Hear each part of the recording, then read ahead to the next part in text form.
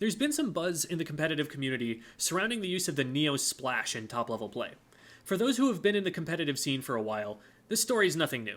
Top-level Japanese team picks a weapon the West wasn't expecting to be picked. That weapon immediately rockets up our Western tier lists and gets a lot of playtime as we rush to understand and implement it.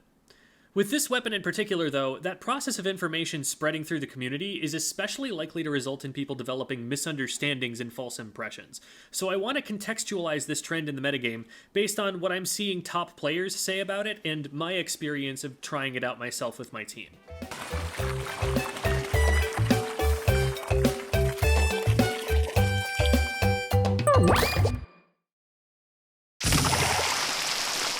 I've played Neo Splash in the past, so this is something I've been looking into not just for the sake of my understanding, but also in case it's something I might want to use competitively. My team recently played a scrim where we tried it out. There are still some aspects of it that need figuring out for me. I'm still taking more fights than I should be, and I'm still learning how to get the most out of my special with my team. Still, considering it was our first time adapting our comp to it, I would say it passed with flying colors. But it's very easy for the rationale for picking it to get lost, just to leave it at, Neo Splash is good now. The reason it's getting picked is actually very niche and specific and comp dependent. Plenty of teams would be far better off running something else, especially outside top level where you're less likely to get punished for running a weapon comp with more exploitable weaknesses. To start with, it's not enough just to say that Neo Splash is good individually as a weapon. This isn't a 1v1 game. And in a coordinated setting, where you can make your weapon choice based on the choices of other players on your team, an important part of building a comp is figuring out how to shore up the weaknesses of one weapon with the other weapons you choose. This is why it's frustrating in solo queue to end up with a bunch of weapons that don't paint a lot, or multiple backline weapons. The weapons could all be strong meta options, but put them together in the wrong combinations and they'll still feel terrible to play. The Neo Splash absolutely has some big weaknesses. It's easy to bully one out of position if it tries to stand its ground and fight, because it has really poor range, and its sub-weapon and special often take too long to come into play if it's being rushed down. It's a less pronounced version of the arrow spray problem. If you don't have enough range, too many weapons beat you in a 1v1 and you become a weak link in your team's frontline. It's certainly balanced better than the arrow spray. Sure, it may give up a little bit of paint output in theory, but in practice, it probably actually gets the opportunity to paint more, because it does have better range than the arrow spray, and also much better accuracy, making it a lot more dangerous in a fight. That's not saying that much, considering the arrow spray is at rock bottom in those areas. Much like the arrow spray, this weapon still wants to lean much more into its strengths, namely painting the map, staying alive, and having high special output. Normally, the playstyle of avoiding many fights entirely and just painting for special isn't worth running on a competitive team. There's a reason you don't see a lot of gold arrow sprays outside of solo queue turf war lobbies. Being able to hold your ground is very important in this game. You can't paint a part of the map that your opponents are stopping you from reaching. What makes it uniquely interesting at this moment in time is the set of other weapons that are being considered. So I'm actually going to spend a while talking about them before we come back to the Neo Splash. On a macro scale, midline fighting weapons are really powerful right now. With Tacticooler being in the game, it's valuable to be able to do safe damage from a distance as opponents rush in, because it would otherwise be really easy to run zombie comps, where you throw fast, aggressive weapons at the enemy team and aim for trades, since trades would be advantageous to the team with cooler advantage.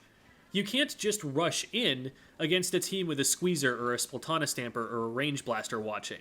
The frontline weapons get stopped before they reach their destinations, or get in range to shoot back. These kinds of weapons are also good at taking advantage of overextensions by the enemy team to get stray picks before the enemy Tacticooler goes out, aggressively securing advantages their team can play off, but without having to overextend themselves. Getting splatted without cooler is one of the worst things that can happen to your team in the game right now. So weapons that can take safe positions, but still pick someone off who's trying to hunker down and wait for Tacticooler, are a major threat. The reason we arrive at specifically the midline weapons you tend to see competitively, so like why we're running Squeezer rather than Glugadoolies, for example, is outside the scope of this video, but suffice it to say, we're seeing a lot of Squeezer, Range Blaster, Vanilla Slosher, and Splatana Stamper, for the reasons that I've just discussed. These weapons are really powerful and desirable, but they also happen to have the downside that they have lackluster paint output. In most metagames, if you wanted to run one of these, especially Squeezer or Custom Range Blaster or Nautilus, which I haven't listed because it tends to have trouble fighting the weapons I've mentioned and isn't as common, but can play a similar role, you really wanted to compensate by making sure the rest of your team had above average paint output at least. Right now, though, it's reasonably possible to actually fit 2 of these lower paint options in. The anchor options teams are trending toward, Snipe Rider and on the more aggressive side Heavy Edit, are absolute fire hoses in terms of paint output. Since your orthodox comp features one of these anchor weapons that lean toward being supports as well, if you plug in just one more ultra-high paint weapon, you're going to have as much paint as 3 above-average painting weapons in other metagames. That's where Neo Splash comes in. Weapons like this, and to a lesser extent Junior and on double cooler comps NZAP, paint enough when paired with a high paint anchor weapon to free up a second weapon to not have to worry about the team's paint output and just focus on fighting and removing opponents from play. With that in mind, we need to realize that the Neo Splash isn't being played so much because it's a good, well-rounded option for general use, but because it's got a particularly extreme stat spread that happens to interlock well with other weapons with big strengths but also big weaknesses. This weapon has tended to be used for similar reasons in the past, providing high paint output to enable low paint weapons. Notably, Alliance Rogue built a team comp around Neo Splash to enable Volti's Carbon Roller. Gray's Neo Splash, of all weapons, was the first I've ever seen get above 3,000 paint in a game of Splatoon against resisting opponents. The suction bombs and tri-strikes were being used to both paint for and conceal the Carbon Roller's approaches, and with that much paint output, you'd better believe there were also a lot of tri-strikes. Tri-strikes paint almost as much as Booyah Bombs, but they effectively allow for more paint output because they take less time to use overall, giving your main weapon back and getting active hitboxes out onto the map sooner. They also keep control of the tower for longer since you can stagger them. You can also place them separately to get the paint or damage around obstacles and be able to target multiple places. Again, this isn't to say that Tri-Strikes are better than Booyah Bomb. I would argue the opposite personally, since Booyah Bomb is more valuable for creating successful fights. But they do different things, and the advantages that Tri-Strikes do have synergize well with this Neo Splash playstyle. Suction bombs paint more than the other lethal bombs, so while the slower fuse time can sometimes be disadvantageous compared to a splat bomb and stopping someone from rushing you down, for a weapon that plans to largely avoid fighting anyway, the extra paint ultimately matters more for it. Neo Splash is weaker at fighting overall than the Tentatech Splatter Shot, in the sub-weapon, the range, the time to splat, but again, fighting isn't what we're playing this weapon for. Short-range shooters aren't leading the charge in the current metagame as much as they used to. There are too many weapons being played specifically because they have winning matchups against a short-range shooter that's trying to rush them.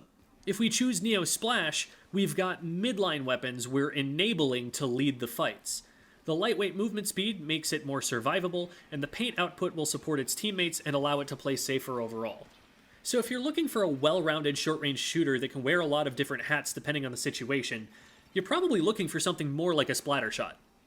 This weapon, the Neo Splash, isn't meant to be well-rounded. It's meant to fit into a comp that specifically needs a lot of paint and some smoke screens maybe to enable other members of the team. Wanted to get that out there so we don't have teams barking up the wrong tree as they develop their weapon comps and team identities. Hopefully this perspective has helped with figuring out where the game is at right now and what your team wants to do about it.